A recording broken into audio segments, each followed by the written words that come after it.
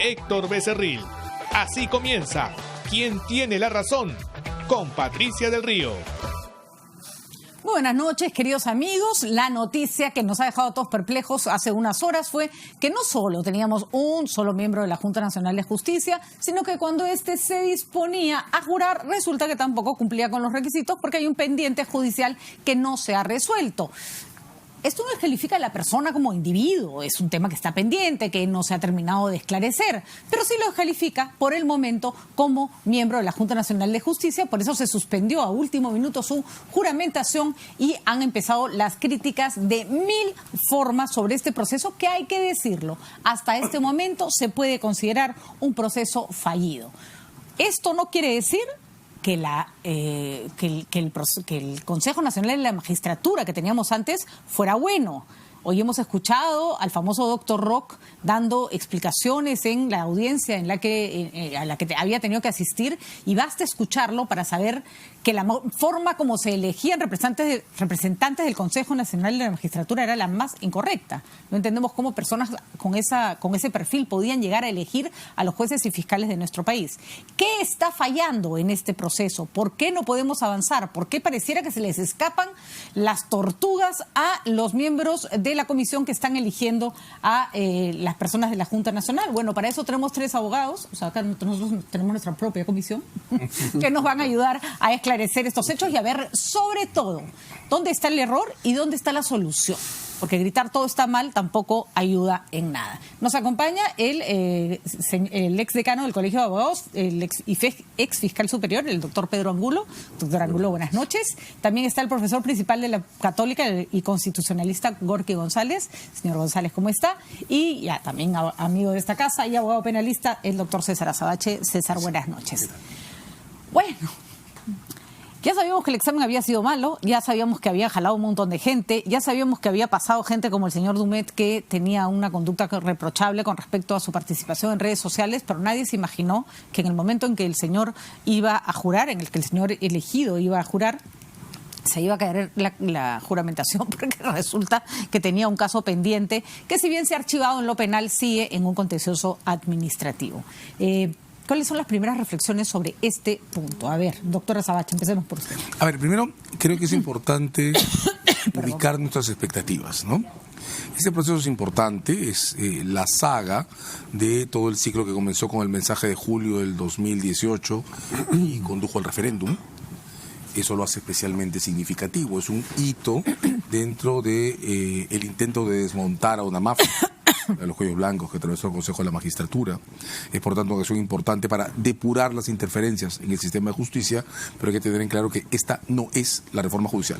La reforma judicial es un capítulo que habrá que abrir cuando podamos sentarnos todos a discutir qué hay que hacer en positivo sobre el sistema. Ese es un punto importante, porque no hemos asistido a una reforma judicial, hemos asistido a la urgente recomposición de un organismo indispensable para asegurar la independencia de la elección de jueces y fiscales. Exactamente, ¿no? Estamos eliminando interferencias, no estamos construyendo justicia. Así es. Pero aún en ese marco, creo que, en efecto, el procedimiento que se ha seguido obliga a discutir si hicimos lo correcto cuando diseñamos un procedimiento de invitación abierta a concurso, o si tendríamos más bien que haber pensado en un esquema de invitaciones que permita asegurar que la designación exprese de alguna manera acuerdos políticos, institucionales, sobre quiénes deben conducir el proceso de elección a los magistrados.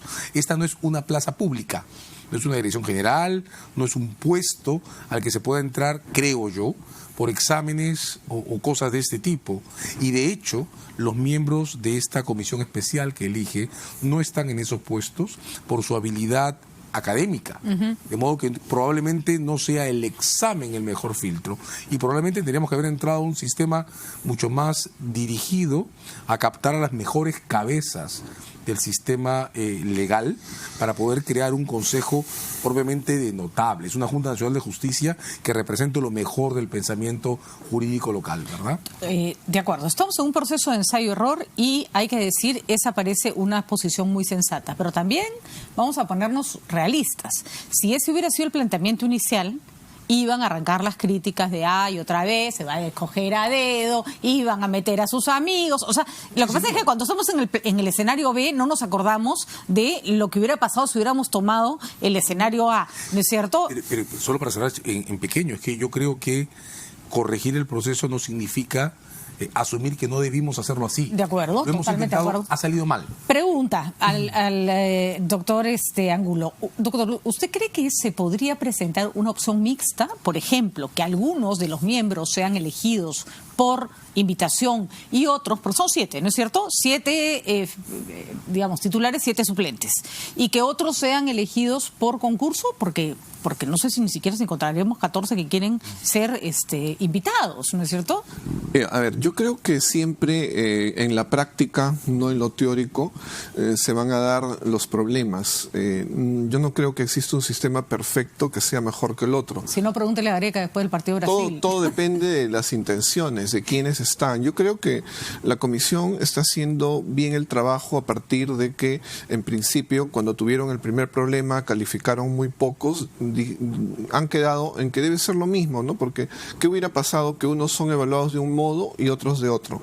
Eso ya hubiera significado una ruptura, una generación y discusiones, como lo que se ha dicho, ¿no? No olvidemos que en el Tribunal Constitucional, cuando habían personas que iban a postular, se decía, porque en el Tribunal Constitucional se han dado todas las combinaciones posibles, ¿no? Unos con invitación, otros por concurso, entrevista, pero las personas no iban. ¿Por qué? Porque consideraban que iban a ser maltratadas. Se vio ese tema de la repartija en una ocasión que se obligó a que todos renuncien y otra vez se nombró que son el Tribunal Constitucional que está ahora. Entonces, siempre es difícil.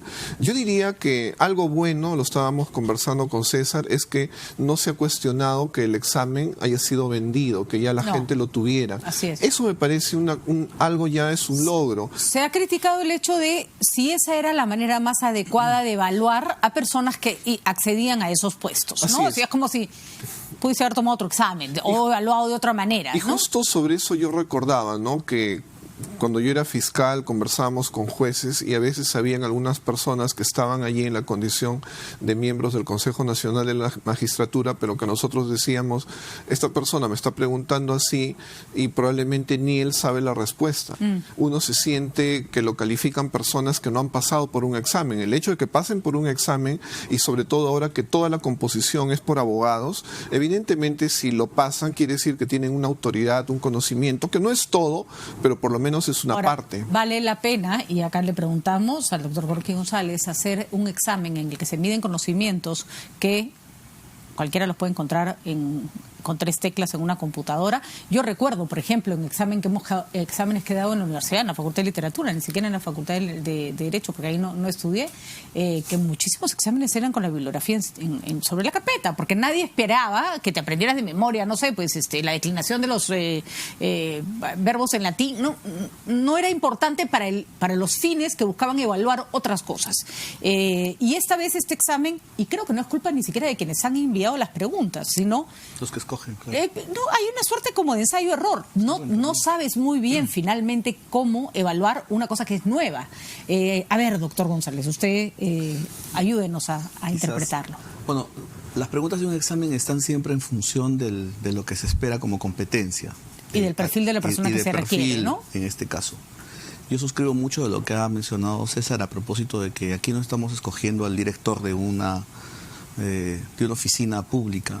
Estamos escogiendo a un funcionario que tiene las calidades de magistrado, porque no solo nombra jueces, y el poder renombrar jueces en una república es un poder muy importante, sino que de otro lado genera, o mejor dicho, tiene a su cargo la función de controlar todo el sistema de la administración de la carrera judicial. O sea, fiscaliza, observa, ¿no? Además de alguna función por ahí que me refiero a la ratificación, que está como metida, no se sabe cómo aún, pero tiene todo este poder enorme propio de una magistratura, es decir, de quien es capaz de ordenar las cosas de la República y eventualmente, incluso porque eso hacen también los consejeros tendrían que hacer los consejeros de la Junta de Justicia, decir derecho en algunos casos, ¿no?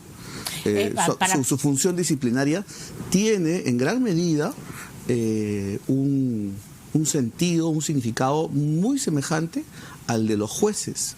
Al de una sentencia. De los altos tribunales. De acuerdo.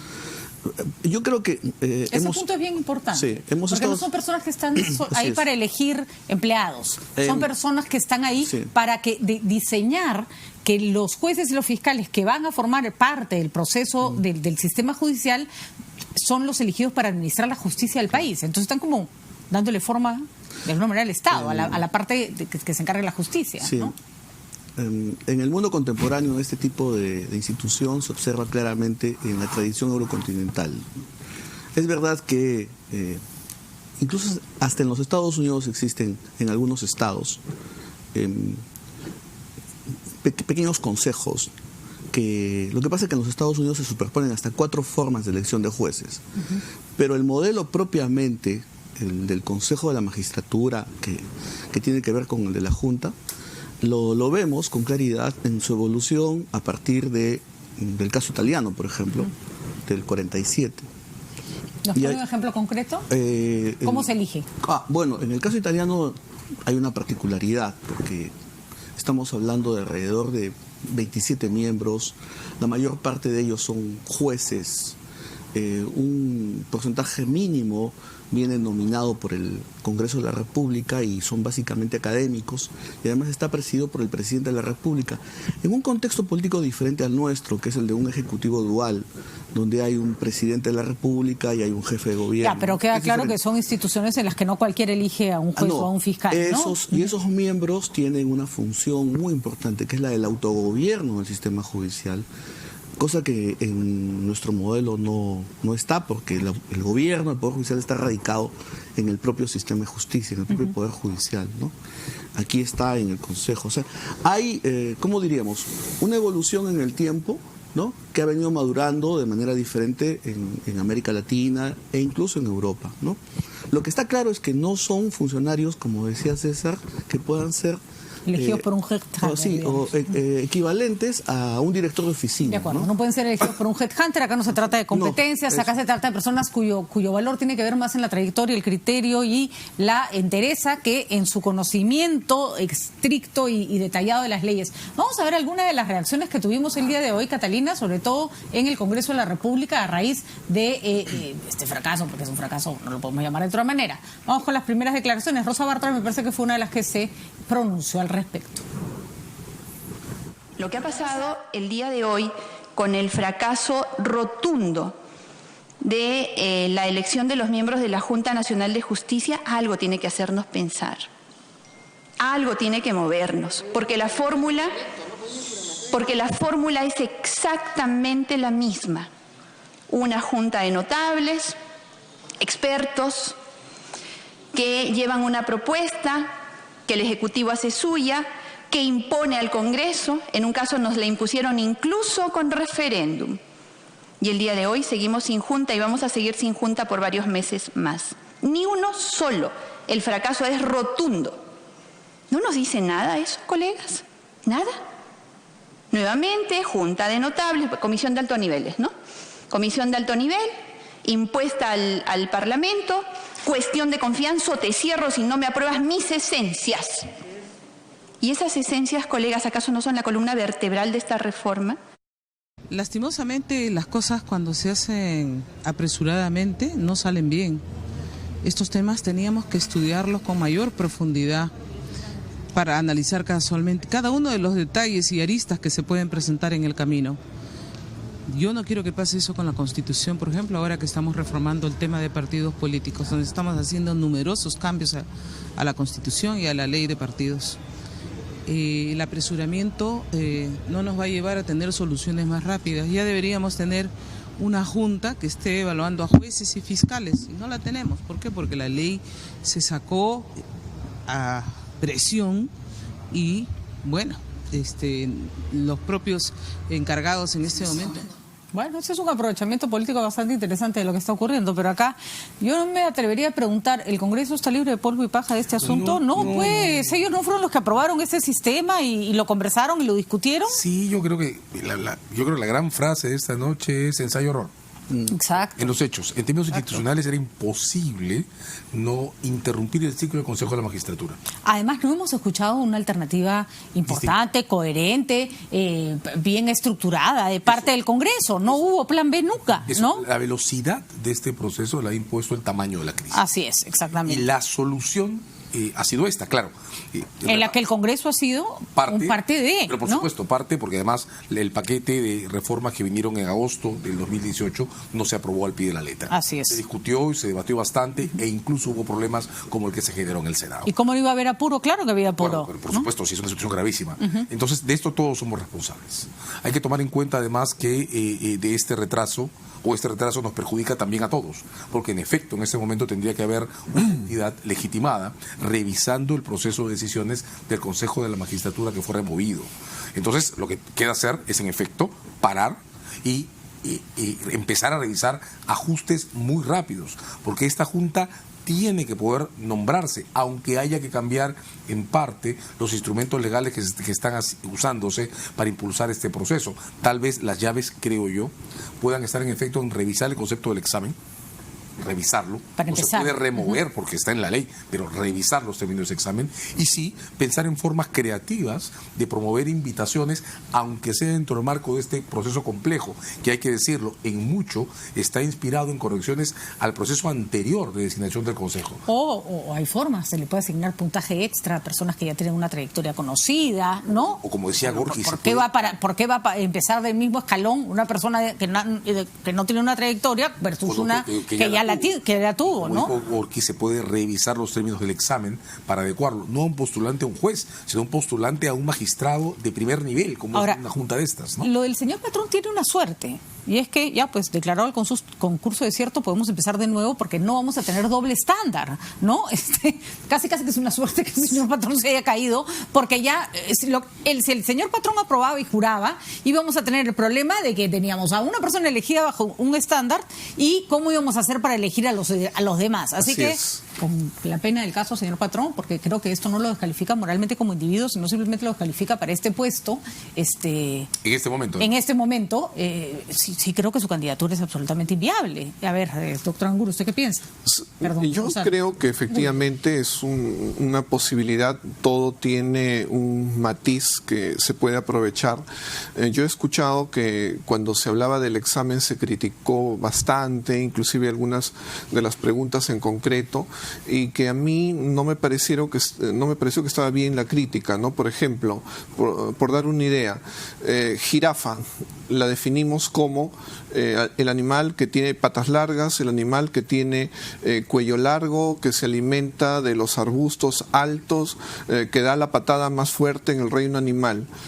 Cada una es una respuesta, pero es una respuesta que es una parte. Y si la última me dice, la jirafa es el animal que tiene el cuello más largo, las patas más largas, que se alimenta de arbustos altos y además da la patada más fuerte en el reino animal, la última es la respuesta que es más integral, que es más completa, y eso me da a entender que esa es la respuesta, porque hay respuestas que son una parte, que dan una idea, pero hay otra que puede ser la integral. Y yo veía que se criticaba eso, porque se decía que a la pregunta habían varias respuestas. Sí, todas son respuestas, pero son incompletas, dan a entender una parte, pero no son lo integral, y eso me da para entender que en esas preguntas no solamente se está examinando derecho, también se está examinando criterio. ¿Pero es el criterio que necesitamos para elegir a un juez? Yo creo, a eso iba, que ahora que se puede diseñar un examen... Parece un acertijo de Sherlock Holmes. Ok, pero la idea es la siguiente. Si nosotros, y eso lo enseñan cuando uno va a postular a la universidad en las academias, enseñan los tipos de respuestas que se pueden dar a preguntas. Están utilizando el derecho, pero también están utilizando el criterio. Y lo que digo es lo siguiente, que si antes se utilizó de un modo el examen, ahora en igualdad de condiciones a todos los que postulen podrán diseñar otro examen para medir distintas cosas, porque no solo va a ser en la entrevista que se van a examinar otras habilidades y destrezas. Y también diría que ahora que empezamos prácticamente de cero, entonces se debe de estimular un poco más a la participación, porque la vez pasada cuando se convoca, ¿acaso se generó incentivos y tranquilidad?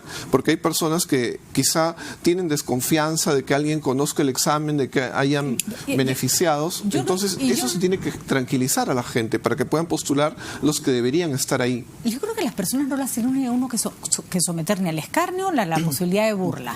Y yo, por ejemplo, no entiendo la necesidad de que nosotros veamos en vivo y en directo el examen oral. Sí entiendo la necesidad de que ese examen oral esté grabado y que cualquier individuo, cualquiera, una abuela, un padre, un magistrado o un juez pueda pedir, quiero ver el video de evaluación del señor tal, la prensa, y sin chistar, sin hacer ningún trámite, se lo tienen que entregar. Yo creo que ese fue el ¿santo de qué tenemos que estar? Ese fue el Yo me negaría a responder un examen frente a todo el Perú. Para mí fue el síndrome. Me negaría. Fue el síndrome del ceviche de pato, porque cuando han pasado tantos años, recién nos hemos enterado que una pregunta fue la receta del ceviche de pato. No, y además yo creo que finalmente uno puede decir, bueno, acá están, en estos links están a disposición todas las entrevistas al final. Pero una cosa es que tú sepas que tu entrevista va a ser vista en diferido, a otra cosa es que tú te preguntan algo y tú vas a responder y hay, no sé, pues 10.000 personas prendidas del canal de Justicia esperando a ver qué respondes, ¿no?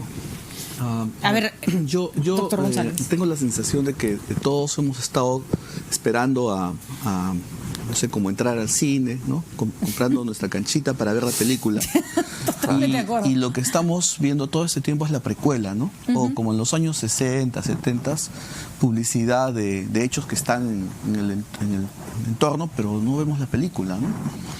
Entonces, a mí me parece que en términos de realismo político, lo que tenemos es esto, ¿no? Es un ciclo de desaciertos, que hay que decirlo, porque son desaciertos que han sido llevados a cabo por personas, por instituciones, por la velocidad de los hechos.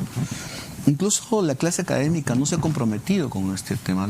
Yo tengo la sensación de que la clase académica ha visto todo este problema un poco de perfil, Ahora, ¿no? las universidades se han planteado las preguntas, por un lado, que también me parece un error, porque si tú eres el que eliges, tú eres el que planteas tu sistema de evaluación. Y segundo, el problema es que cuando las universidades se han comprometido, cuando ponían a sus representantes en el Consejo Nacional de Magistratura, provocaba decirles, muchas gracias señores, ya no se comprometen, Claro. ¿no? Porque se lo habían tomado con tal ligereza y con tal falta de respeto, ¿no? A mí me parece que el examen, para ir un poco al punto, el examen como tal debería ser reevaluado, debería ser revisado completamente en función del perfil, A ver, ¿qué estamos eligiendo? Usted, profesor, doctor Sí. González, si usted tuviera que hacer un examen para esto, Sí, no lo haría un examen escrito para se- esto, ya, no haría un ¿qué se le ocurriría? Yo no le estoy diciendo que lo que usted haría. en esta secuela de desaciertos, uno de los más grandes ha sido el de la entrevista. Yo no he visto una entrevista, yo he visto un cuestionario donde el entrevistador preguntaba, el entrevistado contestaba cualquier cosa y el entrevistado no le contestaba, no le decía nada. Es decir, no había un diálogo mínimo que pudiera justificar el hecho de que tuviéramos que verlos en cadena nacional y en vivo y en directo para asistir al gran debate sobre la manera como los que se están presentando a asumir cargos tan representativos del país pues tienen una idea de lo que va a pasar con la justicia o con lo que van a hacer con sus cargos. Yo no he visto eso. Yo he visto más bien una cosa en paralelo. Preguntas hechas en un papel, respuestas evasivas, respuestas generales. Nada que nos pueda dar mayores luces sobre el criterio de esa persona a la hora de actuar. Por ejemplo, ¿cuántos exámenes de opción múltiple y memorísticos se dan en la carrera de Derecho a lo largo de...? Es que a eso, sobre eso quiero rezar. A ver, tenemos el examen por un lado y yo voy con Gorky. Esto no tiene ningún sentido si lo que queremos es empoderar a un magistrado que luego va a elegir jueces. Así es. Y que luego va a decidir sobre la ratificación de varios de los que están sentados en la mesa, que es la comisión que los elige. Así es. ¿Bueno? O sea, no ha habido en este proceso nada que comunique respeto hacia quienes están aplicando, les está tratando como postulantes a un puesto. Como decía Pedro, no ha habido además ninguna señal de estímulo que permita asegurarnos que de personas que querríamos ver Así es. en la Junta Nacional de Justicia lleguen a la Junta Nacional de Justicia. No ha habido ningún espacio para que la comunidad se exprese respecto a sus propias preferencias, porque lo he dicho, las universidades han estado de costado. Intervenir en el examen creo que no es un baremo de lo que significa que la comunidad universitaria intervenga en ese tipo de procesos. De hecho, creo que es la peor idea, ¿no? Tenemos otra vez, como el Consejo Antiguo, exámenes secretos, de autores secretos, sobre temas secretos, no balloteados. Y yo pregunto, ¿quién le dio poder político a los autores de ese examen para que sean los que introduzcan la regla que deben superar los aplicantes? A mí me hacía acordar los exámenes de ingreso justamente a los que hacía referencia el doctor Angulo, que eran como, estaban hechos para jalarte, pues. Y lo otro, no estaban hechos éramos demasiados postulantes, pocas vacantes, entonces la idea era, ¿no? Y la entrevista, que no pases. Y la entrevista que tú citabas, ¿era una entrevista diseñada por Headhunters o qué? ¿Cuál era el baremo de la entrevista? O sea, ¿en qué momento se le permitió a los aplicantes presentar un tema, o en qué momento se delimitó el tema que iba a permitir saber si estos eran posibles electores de magistrados o no? Les ha interrogado. Por ejemplo, en estos, con Beatriz Merino conversábamos de manera informal el otro día, no como un planteamiento serio, o sea, no como un planteamiento formal, pero análisis de casos. O sea, cada uno se va con un expediente a su casa sobre un juez que tendría que ser ratificado sobre la base de sus sentencias o un postulante. Y que venga y lo sustente. Entonces, si lo sustenta adecuadamente, que si uno ve que tiene criterio y tiene herramientas, tú dices, bueno, esta persona lo va a poder hacer, ¿no? Yo tengo la impresión de que tampoco hay que descubrir mucho la pólvora sobre estos asuntos. ¿No? Tenemos las experiencias, por ejemplo, la elección de jueces en los Estados Unidos en la Corte Suprema o la elección de magistrados del Tribunal Constitucional colombiano. Hay material suficiente como para saber qué es lo que se debe hacer, qué es lo que no se debe hacer para elegir a este tipo de funcionarios, de altos funcionarios, ¿no? Ahora, ha entrado un tema en debate que es importantísimo. Primero, ¿cómo es esto de que el señor Patrón tenía un contencioso en la vía civil, que lo había tenido en la vía penal y que además había prescrito? El señor Ernesto Lajara y otros abogados han sostenido que la prescripción no puede ser algo en lo que te amparas para postular a un cargo de esta naturaleza. Repito, el señor Patrón, nadie lo está acusando, le está diciendo que se tiene que ir a la cárcel, pero es posible que un funcionario de esta naturaleza que aspira a un puesto de esta naturaleza pueda apelar a la prescripción sobre algo tan delicado como haber cobrado doble pensión, además, para postular. Quiero decir dos cosas. Por favor, César. Los casos de doble pensión son siempre casos muy ambiguos. Sin embargo, lo comentábamos con Pedro en la antesala, el problema fuerte con el señor Patrón tiene que ver en efecto con la declaración de conflictos de intereses, con la declaración de hoja de vida. O sea, yo creo que información de ese tipo no puede estar ausente de una autorrevelación de quien aplica. Pero también quiero decir, con todo el respeto que siento y la estima personal que tengo por el señor Lecaros, que me parece un desperdicio haber utilizado en una entrevista con alguien como Víctor Cubas información de Vladimiro Montesinos.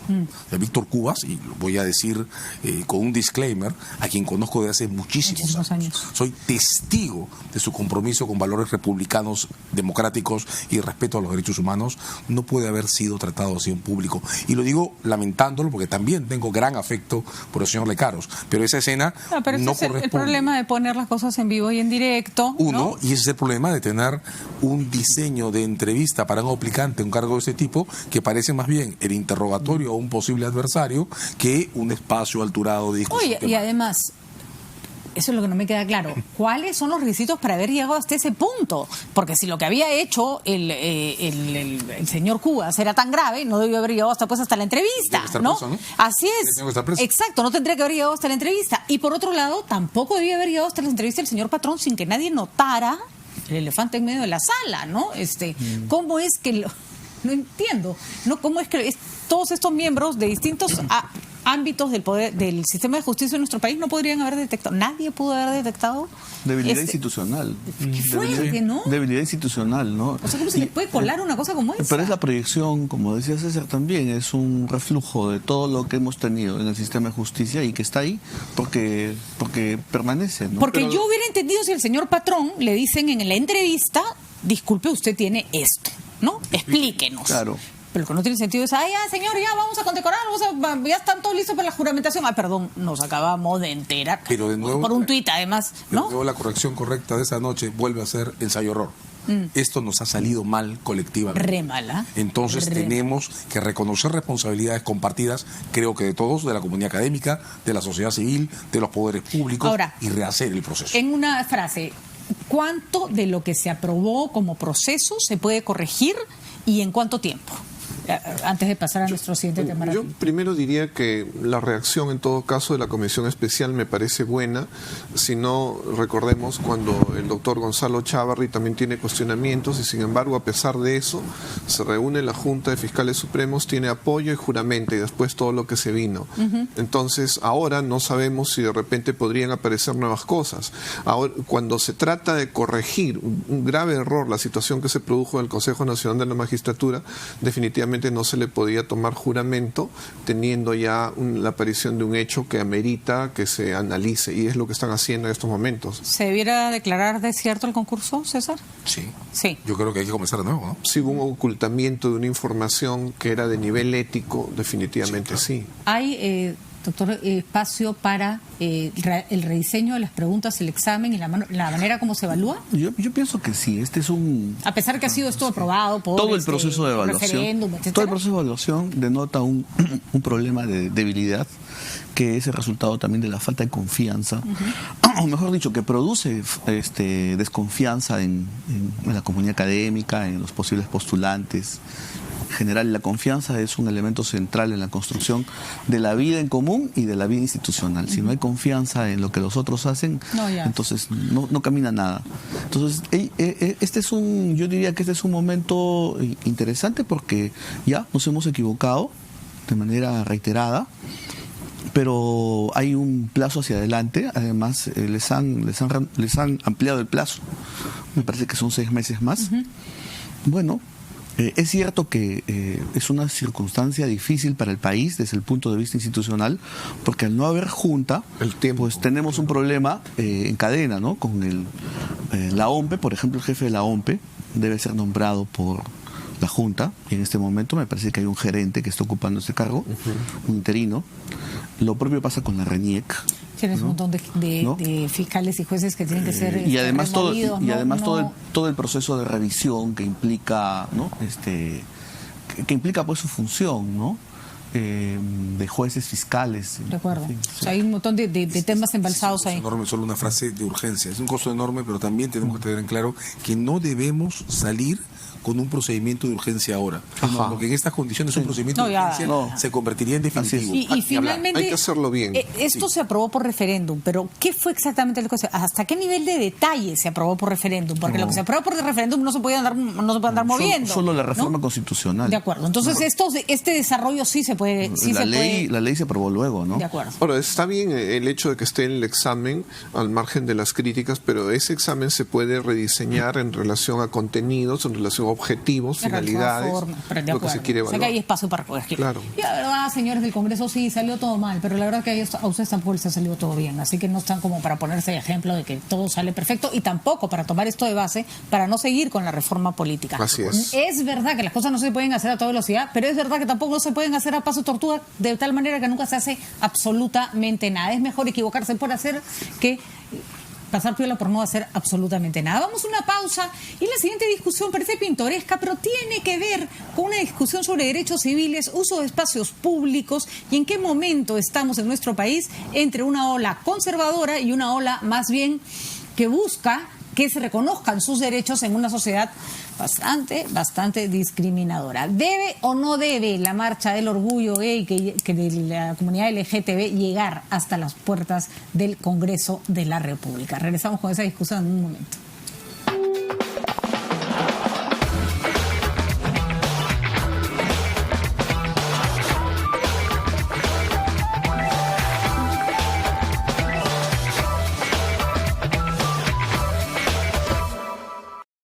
Sembrar conocimientos y valores merece ser premiado. Por esta razón, el BCP e IPAE organizan el premio Maestro Excelencia. El ganador recibirá $50,000. Ingresa a www.maestroexcelencia.pe hasta el 4 de agosto para postular o invitar a un profesor a participar.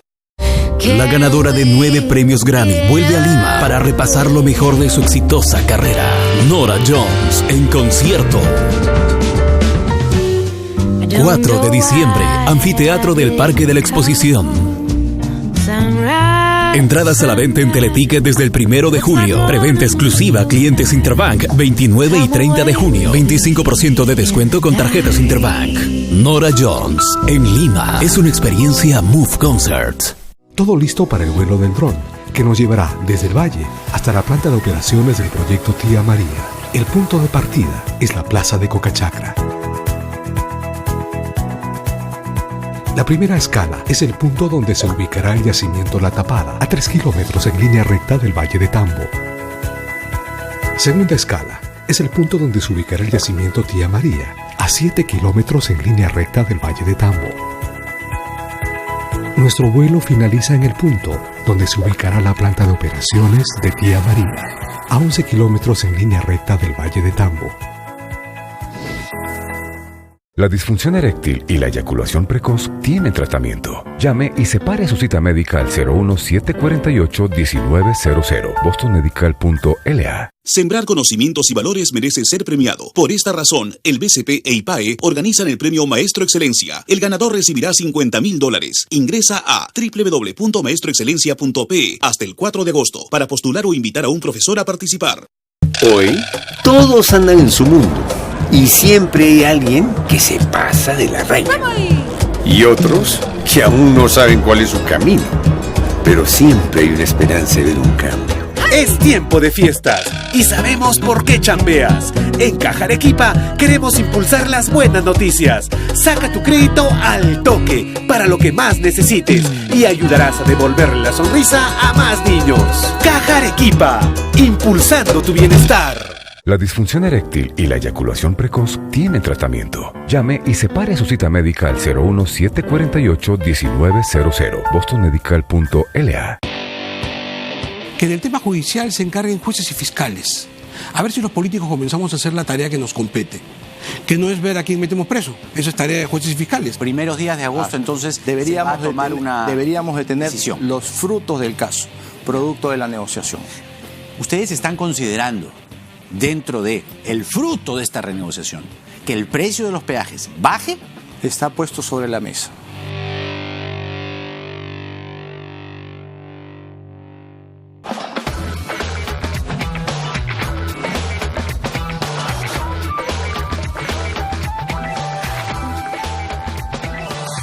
El señor Pedro Patrón, que ha salido a la prensa diciendo que no, él no tiene nada pendiente, que no tienen por qué tratarlo como una persona que tiene algo que deberle a la sociedad, ha mandado un comunicado que está interesante. Vamos a leerlo, lo tenemos, Catalina, para que lo pongas en pantalla mientras yo leo mi celular. Acá está. Dice, la Comisión Especial encargada de la selección de los miembros de la Junta Nacional de Justicia ha realizado un estricto y escrupuloso proceso de acuerdo con las normas establecidas. Este segundo párrafo es importante porque nosotros estábamos conversando sobre el hecho de que cómo no se dieron cuenta. Y miren lo que dice.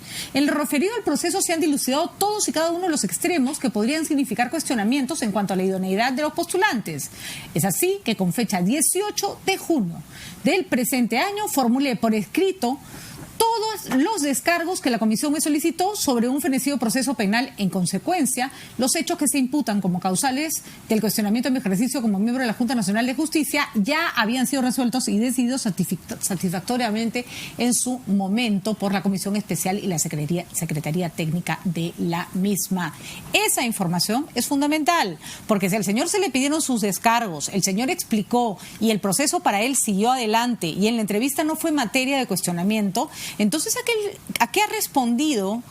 ¿A qué responde la reacción de la comisión? ¿A la presión mediática? ¿Al susto? ¿No? Dice, de momento no puedo abundar en los descargos de que la ciudadanía merece, porque estoy a la espera de los requerimientos que formalmente pueda hacer la comisión, etcétera, etcétera, y pese a las circunstancias vividas de la mañana del día de hoy, que han sido absolutamente agraviantes, mantengo la expectativa en el correcto y justo proceder de la Comisión Especial. Pedro Patrón Bedoya y su DNI. Señores, un último comentario. Esto no es exactamente lo que conocíamos. No. Acá, ¿qué pasa si el señor efectivamente fue consultado sobre este proceso penal e hizo los descargos correspondientes? ¿En dónde estaría la responsabilidad? Si somos excesivamente formales, habría que decir que el señor es agraviado si el Consejo la Comisión Especial, hubiera tomado una decisión final e irreversible sobre sus descargos. Eso habría sido la juramentación. Después de la juramentación, eso habría sido irreversible. Yo creo que en este momento esto es incómodo. Incómodo porque la comisión sabía. Es incómodo, pero con Pedro creo que es mejor pararlo ahora, que es público y está abierto, que hacer la juramentación y que estalle luego como una crisis post-decisión.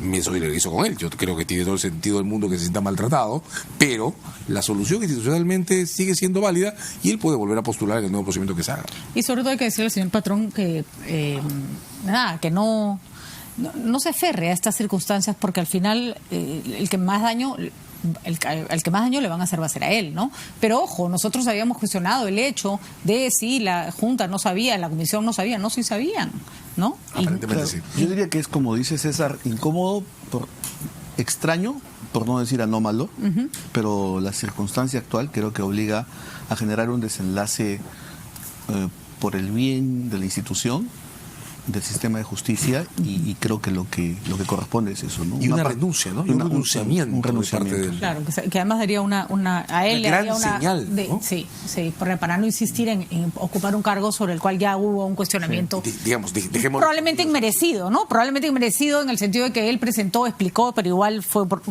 quizás inmerecido, pero dejemos de atornillarnos en la silla cuando necesitamos implementar cambios. Ya de atornillamiento, ya ahora, digamos, estamos especulando también qué se conocía del proceso, pero el tipo de delitos, si esto ya había fenecido o no. De repente él presentó una documentación como que esto estaba terminado, le preguntaron, pero no sabían lo del contencioso. No se sabe mucho. Claro, entonces, porque esto sí tiene todavía un contencioso administrativo que no ha terminado, ¿no? Entonces, de pronto eso no se sabía, ¿no? Claro. Vamos a ver qué dice la comisión, vamos a dejarlo ahí en suspenso. Rapidito, el uso de espacios públicos y la conquista de los derechos es un hecho que nos tiene que nos compete a todos. Y acá, gracias a Dios, tengo abogados y constitucionalistas que me pueden ayudar a entender hasta dónde lo que está contemplado o no en la Constitución, con letras y detalles, debe ser respetado o no. La Plaza Bolívar, sabemos, es una plaza intangible, no se permitía la entrada de marchas para ningún tipo de manifestación pública. ¿Por qué? Que se lo votó a sus letras, porque por años no se podía ni entrar ni salir ni del Congreso. Igual la Plaza de Armas, se convirtieron en espacios tomados por manifestantes. Se privilegió el hecho de que sean lugares donde la gente pueda transitar con cierta tranquilidad. Sin embargo, la vez pasada se permitió la entrada de una marcha de del colectivo Con mis hijos no te metas. Hoy día la marcha del orgullo ha dicho, bueno, nosotros también queremos ir ahí. Si se abre la puerta en una dirección, se abren todas las direcciones. En todas las direcciones. Además, el orden no supone cancelar espacios públicos. Hay países en los que hay plazas públicas, en las que hay turnos. Los días X, pues puede pararse ahí cualquiera y manifestar lo que quiera. Los espacios públicos son para todos. Los electores tienen todo el derecho del mundo. Entonces, hay iglesias que tienen espacios por horas, de 8 a 10 rezan los musulmanes, de 10 a 12 rezan los católicos, ¿no? De 12 a 2 rezan los judíos, nadie se araña, ¿no? Tolerancia. Así es. Y tolerancia. ¿Por qué descoordinarse entre sí? Claro. Además, la capacidad de expresarse, mejor dicho, la capacidad de expresarse y de protestar es una garantía para, en general, todos los derechos individuales. Todos los derechos y libertades públicas dependen de que las personas puedan decir su voz. El congresista de Cerril, que no siempre es representativo de todo, pero sí es representativo de cierto pensamiento conservador, muy conservador, que quiere abrazar además el movimiento de Fuerza Popular, y no estamos diciendo nada que ellos no hayan dicho de manera explícita, tuvo esta reacción al enterarse de que se había permitido la marcha o la manifestación de este colectivo en la plaza, ¿no? Dice: la bancada de Nuevo Perú, que se opone a que sanciones para contratar terroristas en el Congreso, ahora quiere comparar la marcha Con mis hijos no te metas con la marcha del orgullo gay. Bueno, salvo la ensalada de conceptos que hay en ese tuit, dando cuenta de una discriminación. O sea, ¿qué tienen que ver los terroristas con los Con mis hijos no te metas? ¿No? Disculpe, señor Becerril, ordene sus ideas. Y lo segundo es, si están tan de acuerdo que la marcha del orgullo gay ingrese a la Plazuela Bolívar, también permiten que ingrese a la explanada del Palacio de Gobierno y así el circo completo. ¿Qué dicen los rojos y caviares? Circo completo. ¿Ya? Yo creo que por respeto al señor Becerril, mejor no comentamos su tweet. Vayan, no más a su marchita que los hace tan felices y claro, no se olviden del mandilito rosa. Bueno, pero quizás habría que espanto, también...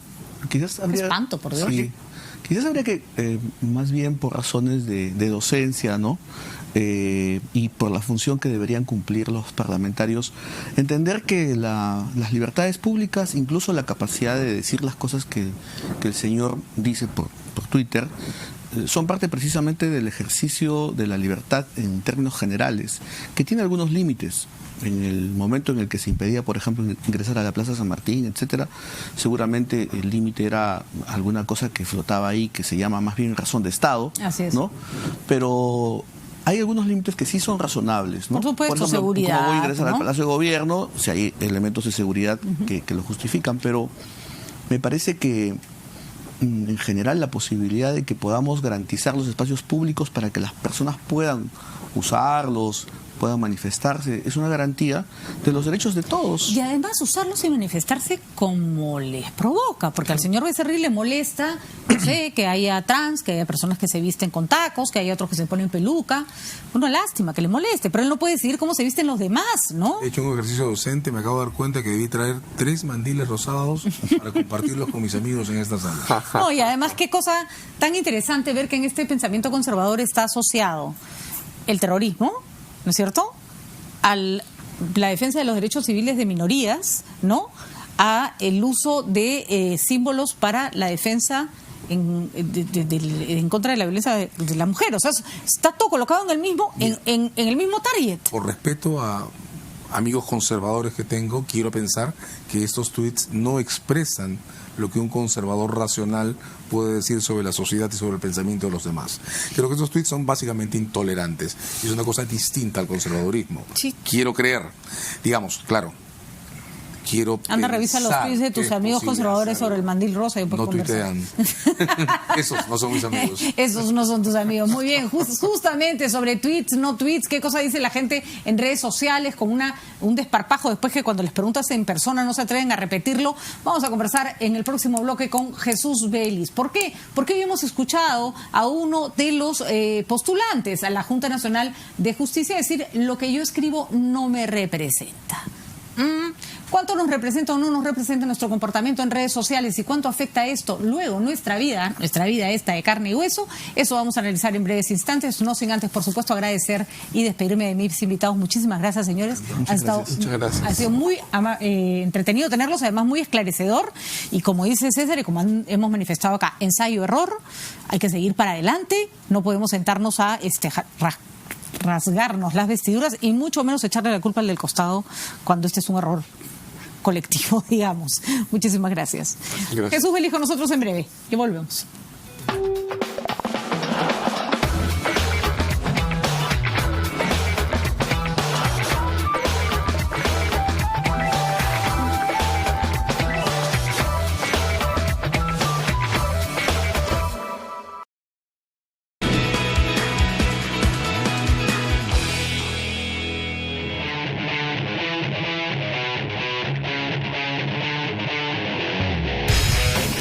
El Rugby 7, uno de los deportes de contacto, tuvo origen en Escocia 1883 y forma parte de los Juegos Panamericanos desde Guadalajara 2011. La selección masculina de Canadá es la única que ha ocupado el primer lugar en el podio en las 2 ediciones anteriores, al igual que Argentina con la medalla de plata y Estados Unidos con la presea de bronce. En el torneo femenino, las mujeres hicieron su debut en los Panamericanos Toronto 2015, donde las canadienses consiguieron la medalla de oro, Estados Unidos la de plata y Brasil la de bronce.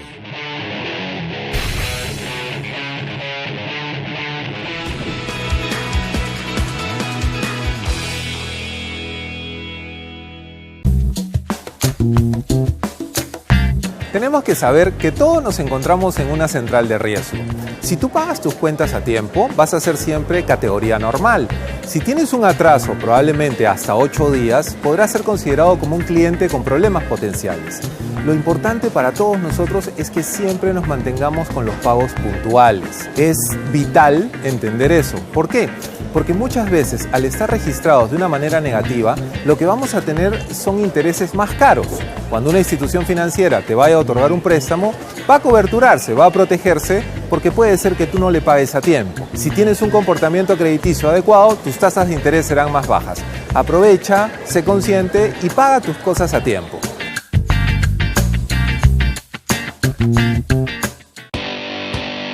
Que del tema judicial se encarguen jueces y fiscales.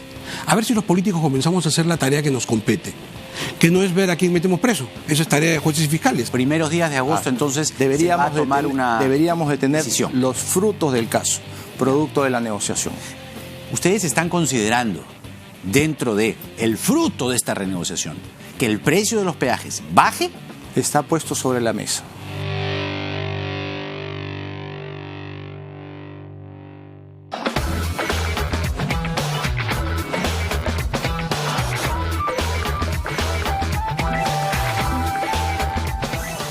Si usted no sabe algo sobre tecnología, pregúntele a Jesús Vélez. Siempre tendrá la respuesta apropiada. Él es nuestro editor de tecnología en RPP y nos va a ayudar a entender algo que creo que le cuesta trabajo a la generación que nació digital y que nació analógica y morirá digital. Y es, no vivimos en mundos distintos, no nos desdoblamos, no somos distintos sujetos los que tuiteamos, escribimos en el Facebook y los que nos encontramos con nuestros amigos por la calle, como está Jesús. Me da miedo tu entusiasmo, Pati. ¿Por qué?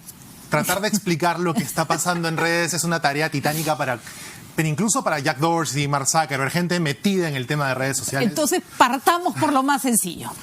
¿Cuánto nos... El señor Dumet, que fue entrevistado en A Vista y Paciencia de todo el mundo, yo creo que las entrevistas de trabajo no deberían hacerse así, pero en fin, ya se hizo, trató de justificar, está bien, tenía derecho a dar una explicación, a sus tweets ofensivos diciendo, esos tweets no me definen. La primera pregunta es, ¿podemos en este mundo decir que los tweets de alguien que tuitea con su nombre, no con nick, con su cara, con su cargo debajo de la cara que pone, no lo definen? Desde que una persona tiene que explicar la naturaleza de lo que dice, ya te da más o menos una idea de que no es tan santo o no es tan correcto, o que requiere... ¿Te acuerdas de la famosa frase traducción cuando teníamos que explicar todo el tema en los 90? Pues es así, en verdad. Hoy hablamos de instancias distintas en el proceso de redes sociales. ¿Te acuerdas hace muchos años que se decía, no, el Internet defiende el anonimato? Sí, Internet defiende el anonimato cuando la persona que dice algo importante corre peligro.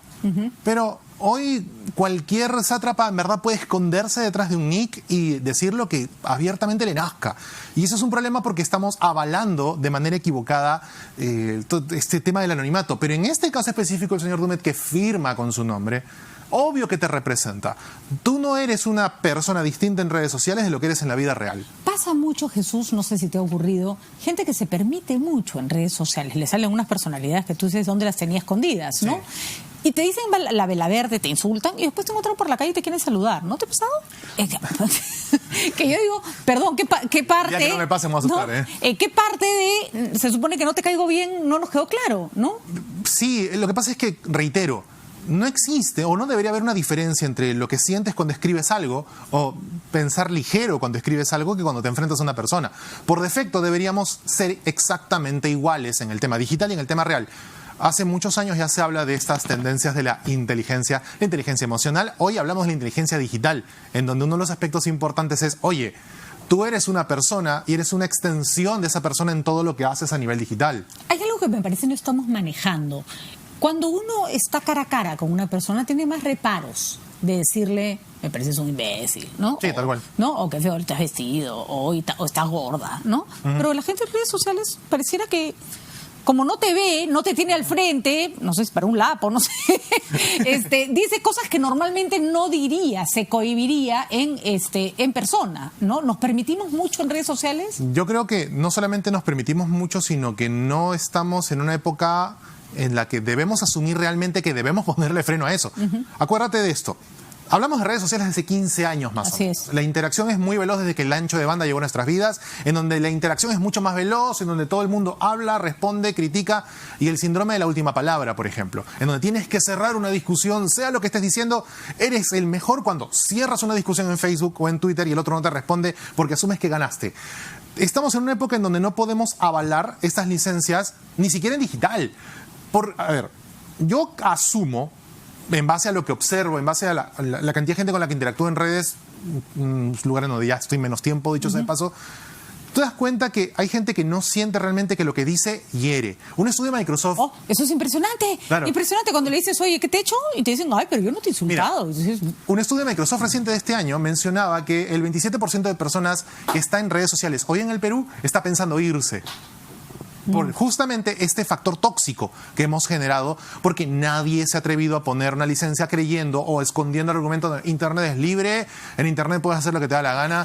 Y no, ya no, estamos en 2019, Internet es un ser vivo que muta con nuestras conductas, y necesitamos poner... Es que Internet no tiene la culpa la tiene el usuario. Cuando enfocamos el tema que Internet es libre, sí, Internet es libre, pero tú no. Tú eres una persona de carne y hueso. Que responde en base a tu criterio, en base a tu civismo, en base a tu empatía. ¿Cómo se está moviendo? Ya no se habla de esta dualidad, mundo real, mundo virtual, pero bueno, tratemos de usar esa analogía un momento para que las personas que están en casa nos entiendan. ¿Cuánto puede influir este comportamiento en redes sociales en esa otra vida que unos creen tener, como por ejemplo el trabajo, la relación con los padres de familia del hijo de tu hijo en el colegio? ¿Cuántas personas pueden realmente haberse visto afectadas y perdido sus trabajos por tener estos comportamientos totalmente aberrantes en redes sociales? ¿Está ocurriendo? Estados Unidos ya está incluyendo dentro de la DS 160, que es el documento para tramitar visas, un apartado de redes sociales para monitorear. O sea, para saber cuán agresivo eres, o lo que dices acerca de ciertas situaciones políticas dentro del país, o cómo es tu discurso político respecto a ciertos temas, o para qué usas las redes sociales de aquí a 6 años, o hace 6 años. Hoy la gente cuando propone un trabajo ya no busca por contactos, ya no va con un sobre manila. Hoy entras a LinkedIn y en LinkedIn puedes ver la foto de perfil, pero es googlear el nombre, facebookear el nombre y encuentras a la persona con una botella de alcohol o encima de una moto.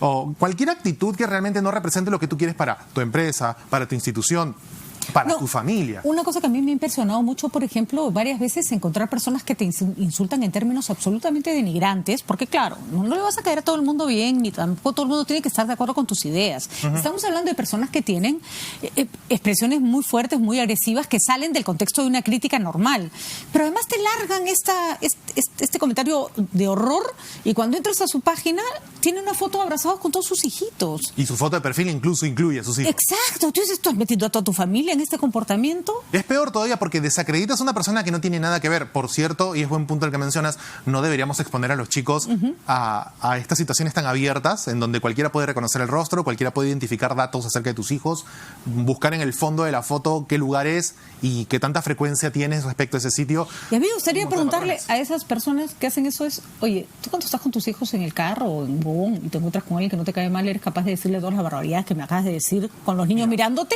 No solamente eso, Pati. Estamos criando a chicos que utilizan hoy este tipo de ecosistemas de comunicación y que no distinguen, porque, vamos, no es que ellos no distingan porque sean niños, es porque ellos ya no necesitan hacer la distinción entre el mundo